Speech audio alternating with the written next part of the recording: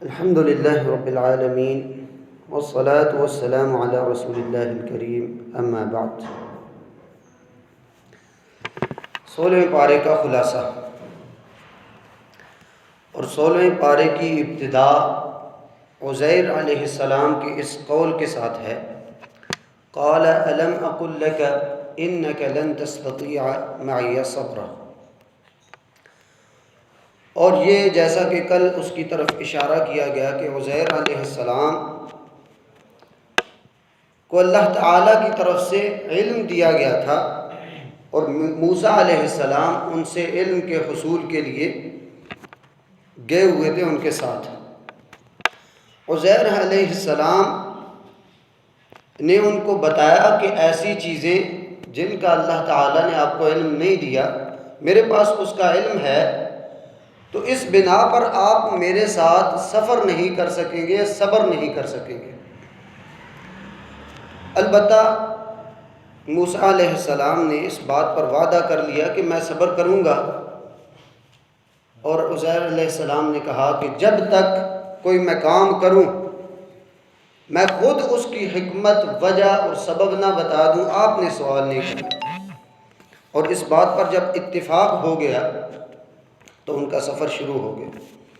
اسی میں ایک واقعہ یہ پیش آتا ہے کہ راستے میں عزیر علیہ السلام ایک بچے کو دیکھتے ہیں اور اس کو قتل کر دیتے ہیں۔ بظاہر نبی کے سامنے جب ایک ایسا کام ہو جو بظاہر ظلم لگ رہا ہے، نبی کبھی بھی چپ نہیں رہے گا، اس سے منع کرے گا۔ حالانکہ دوسرے بھی نبی تھے، لیکن اس کی حکمت نہیں پتہ کہ کیا وجہ ہے، کیا سبب ہے جس کی بنا پر وہ ایک بچے کو قتل کر رہے ہیں۔ البتہ اس کی بعد میں وجہ بھی بتا دی گئی، لیکن عزیر علیہ السلام سے جب موسیٰ علیہ السلام نے کہا کہ یہ کیا آپ نے عجیب کام کیا ہے، ایک بچے کو بغیر کسی اس وجہ کے کہ اس نے کچھ غلط کام کیا ہو، کسی دوسرے کو مارا ہو، ایک پاک نفس کو آپ نے قتل کر دیا، یہ کیا عجیب کام کیا ہے؟ تو عزیر علیہ السلام نے آگے یہی جواب دیا، قال الم اقل لک،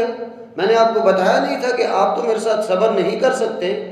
مجھے اللہ تعالیٰ کی طرف سے وہ علم ہے جو آپ کو علم نہیں ہے۔ تو اسی سے اس پارہ کا آغاز ہوتا ہے اور اس کا اختتام اس پیاری آیت کے ساتھ ہے، قل کل متربص فتربصوا فستعلمون من اصحاب الصراط السوی ومن اہتدی، کہ ہر انسان کسی بھی صنف اور قسم اور مذہب سے تعلق اس کا ہو، وہ انتظار میں ہے۔ فتربصوا، اللہ تعالیٰ کہتے ہیں کہ آپ انتظار میں رہو، آپ کو پتہ چل جائے گا کہ سیدھے راستے والے کون تھے اور ہدایت والے کون تھے۔ اب اس پارے میں بنیادی طور پر یہ چیز ذکر کی گئی کہ ایک مسلمان جو ہے وہ بھی اس بات کا منتظر ہے کہ ایک دن آئے گا کہ اللہ تعالیٰ اس کو انعامات اور اکرامات سے نوازے گا، اور کافر اس بات کے انتظار میں ہوتا ہے کہ ایک وقت آئے گا کہ جس طرح یہ مسلمان دعویٰ کر رہے ہیں، ہم بھی دیکھیں گے کہ واقعی ہے، کیا قیامت آنی ہے، کیا جنت جہنم ہے۔ ہر انسان ایک نتیجے اور ایک انجام کے انتظار میں ہے۔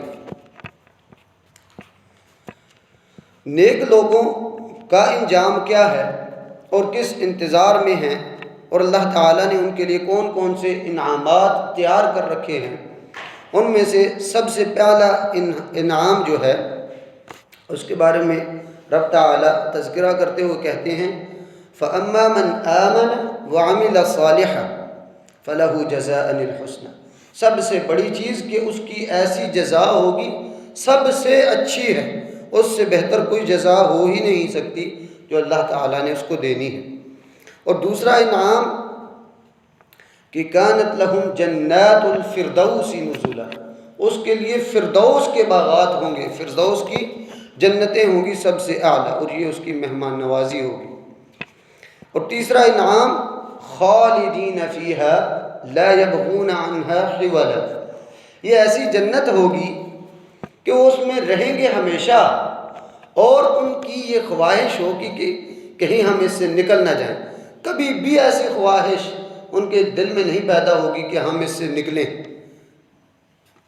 اور چوتھا انعام وَجَعَلْنَا لَهُمْ لِسَانَ صِدْقٍ عَلِيًّا، جیسا کہ ابراہیم علیہ السلام کے جو بیٹے ہیں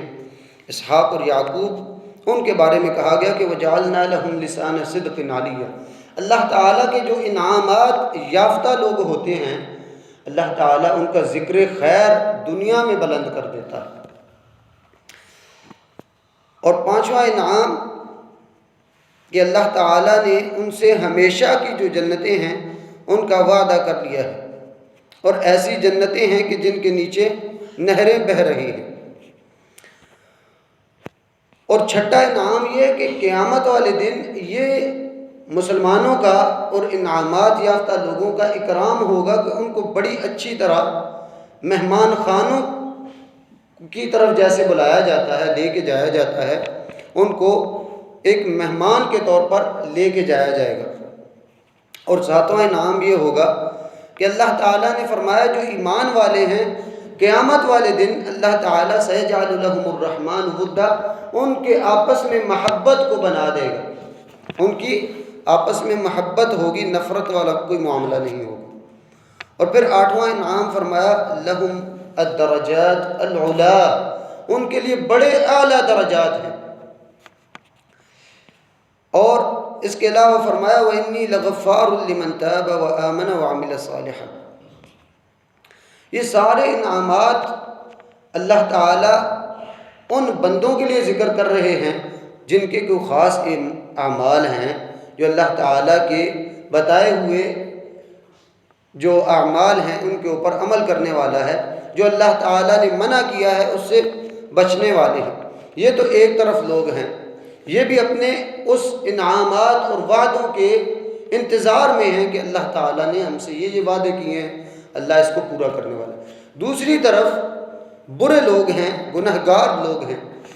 اور یہ یاد رکھیے کہ گناہ جو ہے یہ اللہ تعالیٰ کے خلاف بغاوت اور اعلان جنگ ہوتا ہے۔ اس کا انجام کیا ہو سکتا ہے اس کے بارے میں آپ اندازہ لگا سکتے ہیں کہ کس کے خلاف ہو رہا ہے۔ ان کے بغاوت کے انجام میں جو اللہ تعالیٰ نے چیزیں ذکر کی ہیں وہ سب سے پہلے وَعَرَضْنَا جَهَنَّمَ يَوْمَئِذٍ لِّلْكَافِرِينَ عَرْضًا، سب سے پہلا جو ان کے لیے عذاب ذکر کیا گیا کہ جہنم ان کے سامنے لائی جائے گی۔ اور ایک پارے میں تو 30ویں پارے میں آتا ہے اس کا ذکر کہ زنجیروں سے اس کو کھینچ کے لایا جائے گا اور جہنم ان کے سامنے ہوگی اور ان کو پتہ ہوگا ہمارا یہ انجام ہے، کتنا بڑا عذاب ہے۔ اور پھر کہ فرمایا یہ کافروں کے لیے ایک مہمان خانہ ہے، یہ ان کے لیے زجر اور توبیخ اور ڈانٹ کے لیے یہ آپ کا مہمان خانہ ہے، اللہ تعالیٰ فرماتے ہیں۔ اور پھر یہ کہ انہوں نے جو نیکیاں بظاہر ان کے دل میں جو نیکیاں ہیں انہوں نے نیکیاں سمجھ کے کمائی ہوئی ہیں، اللہ نے فرمایا الذین ضل سعیہم فی الحیات الدنیا۔ آپ کو بتاؤں کہ سب سے زیادہ خسارے والے اعمال والے کون سے ہیں، کہ جو اعمال تو کر رہے ہیں لیکن اس کے باوجود وہ گھاٹے کے سودے میں ہیں۔ فرمایا الذین ضل سعیہم فی الحیات الدنیا، دنیا کی زندگی میں ان کے بھاگ دوڑ کے معاملے کو اللہ تعالیٰ نے کہا کہ اس کا کوئی فائدہ نہیں۔ وَهُمْ يَحْسَبُونَ أَنَّهُمْ يُحْسِنُونَ صُنْعًا، یہ لوگ سمجھتے ہیں کہ ہم بہت اچھے کام کر رہے ہیں، لیکن اچھے کام کون سے ہیں، نیک کام کون سے ہیں، جس کو اللہ تعالیٰ نے فرمایا کہ جس کی بنیاد ایمان پر ہے اور اللہ تعالیٰ کے بتائے ہوئے طریقے پر ہے۔ اور پھر فرمایا کہ یہ کافر ایسے لوگ ہیں کہ ان کے بارے میں میزان قائم ہی نہیں ہوگا، ان کے اعمال کو تولا ہی نہیں جائے گا، اور ان کے بارے میں پہلے ہی فیصلہ ہوگا کہ یہ لوگ ان کا جنت کے ساتھ کوئی تعلق ہی نہیں ہے۔ اور پھر پل صراط پر کیا معاملہ ہوگا، فرمایا وَإِن مِّنكُمْ إِلَّا وَارِدُهَا، آپ میں سے ہر انسان پل صراط سے گزرنے والا ہے۔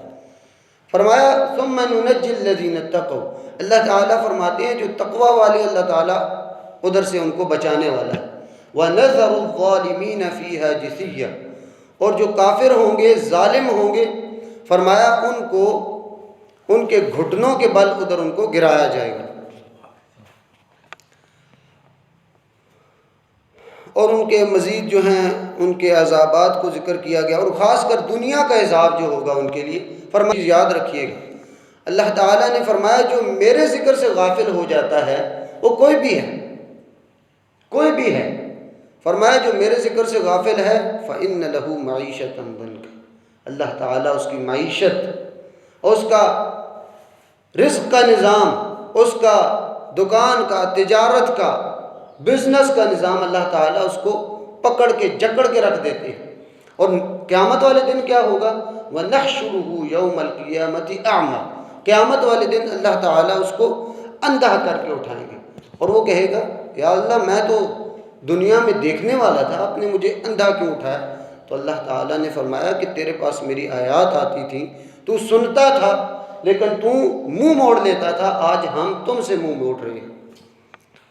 تو یہ ان کا انجام ہوگا جو اللہ تعالیٰ کے کلام، اس کے ذکر یعنی قرآن اور حدیث سے اعراض کرنے والا ہے۔ اب یہ تو برے لوگوں کی عادات تھی، اب نیک لوگوں کی کون سی وہ عادات ہیں جن کی بنا پر ان کو بڑے بڑے انعامات ذکر کیے گئے اور وہ اس کے منتظر رہیں گے۔ وہ نیک عادات میں سے سب سے پہلے کہ نیک لوگ اللہ تعالیٰ کی پناہ طلب کرتے رہتے ہیں اور اللہ تعالیٰ سے مانگتے رہتے ہیں کہ یا اللہ تو اگر ہمیں بچا لے تو ہم بچ جائیں گے، ورنہ ہمارا بچاؤ کہیں نہیں ہے۔ اور پھر زکوٰۃ کی پابندی کرنا، زکوٰۃ کی مقدار اگر دیکھی جائے نا یہ بہت ہی کم ہے، ہم پر جس طرح کے ٹیکس عائد کیے گئے ہیں، مختلف قسم کی آپ کہہ سکتے ہیں بینکوں میں ہر چیز پر، لیکن زکوٰۃ کی جو شرح ہے 2.5% پورے، اور وہ بھی خاص نصاب ہوگا تو تب، اور اس پر بھی سال گزرا ہوا ہو۔ اسلام نے بڑی آسانیاں دی ہیں، لیکن جب ہم اسلام سے نکلے ہیں تو اللہ تعالیٰ نے ہمیں ایسا پکڑا ہے کہ ہم اس سے نکلنے چاہیں تو تب بھی نہیں نکل سکتے۔ اور پھر نیک لوگوں کی عادات میں سے کہا کہ وہ والدین کی خدمت کرنے والے ہوتے ہیں، وَبَرًّا بِوَالِدَيْهِ، اور کثرت سے دعا کرنے والے ہوتے ہیں اور استغفار کرنے والے ہوتے ہیں۔ اور استغفار کی بڑی ہی اللہ تعالیٰ نے فضیلتیں دی ہیں کہ رزق کے بڑھوتری کے لیے، بچوں کے لیے اور تجارت کی کوئی بھی آپ کو مسئلہ ہے، استغفار کریں، اللہ تعالیٰ سے توبہ کریں۔ تو یہ کچھ خاص اعمال ہیں جس کی بنیاد پر اور جس کی اساس پر ایک انسان یہ امید اور یہ رجا اور ایک انتظار کی اس میں کیفیت ہو سکتی ہے کہ یہ میں نے کام کیا ہے، اللہ تعالیٰ سے مجھے امید ہے کہ اللہ تعالیٰ میرا ٹھکانہ بہتر کرے گا۔ اور دوسری طرف کافروں کا وہ اللہ تعالیٰ نے بتایا کہ وہ جو اعراض کرنے والے ہیں، میرے ذکر سے ہٹنے والے ہیں، منہ موڑنے والے ہیں، ان کا انجام بھی کیا ہوگا۔ اللہ تعالیٰ ہمیں جو بہتر انجام ہے اس کی طرف جانے کی توفیق عطا فرمائے اور اس کے لیے محنت کی توفیق عطا فرمائے۔ سبحانک اللہم و بحمدک، اشہد ان لا الہ الا انت، استغفرک۔